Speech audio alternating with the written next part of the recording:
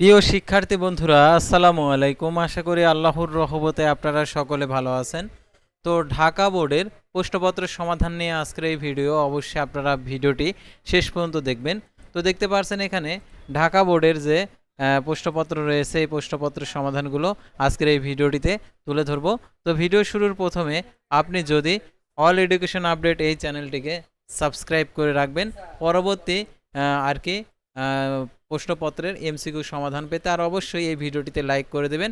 আর আমাদের চ্যানেলটি মূলত জব রিলেটেড চ্যানেল। সাধারণত আপনার চাকরির খোঁজাখুঁজি করতে হবে না, চাকরি সাধারণত আমাদের এই চ্যানেলে সকল আপডেটগুলো জানতে পারবেন।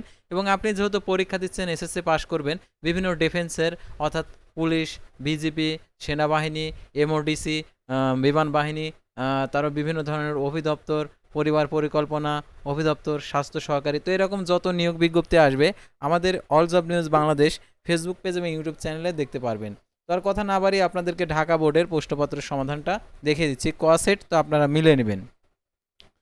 তো একের দেখতে পারছেন এখানে ঘ হবে, দুয়ের দেখতে পারছেন খ, তিনের হচ্ছে ঘ, চারের হচ্ছে খ, পাঁচের হচ্ছে গ, ছয়ের হচ্ছে গ, সাতের হচ্ছে গ, তারপরে দেখতে পাচ্ছেন এখানে 12-র হচ্ছে ঘ, তারপরে দেখতে পাচ্ছেন 11-র হচ্ছে ঘ, তারপর হচ্ছে 10-এর হচ্ছে ঘ, তারপরে 19-এর 9-এর হচ্ছে ক, তারপর হচ্ছে 8-এর হচ্ছে গ।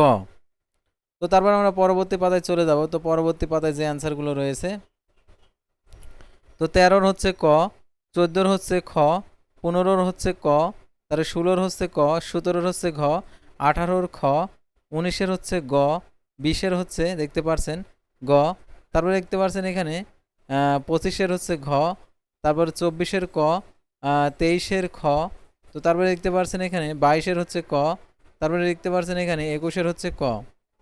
তো এই ছিল সাধারণত ঢাকা বোর্ডের এমসিকিউ সমাধান। তো অন্য অন্য বোর্ডের যারা সমাধান পাওনি, অবশ্যই কমেন্ট বক্সে তোমাদের বোর্ডের নামটি কমেন্ট বক্সে লিখে জানাবে, তাহলে তাৎক্ষণিক অ্যান্সারগুলো দেখিয়ে দেওয়া হবে। তো আজকের ভিডিওটি এ পর্যন্তই।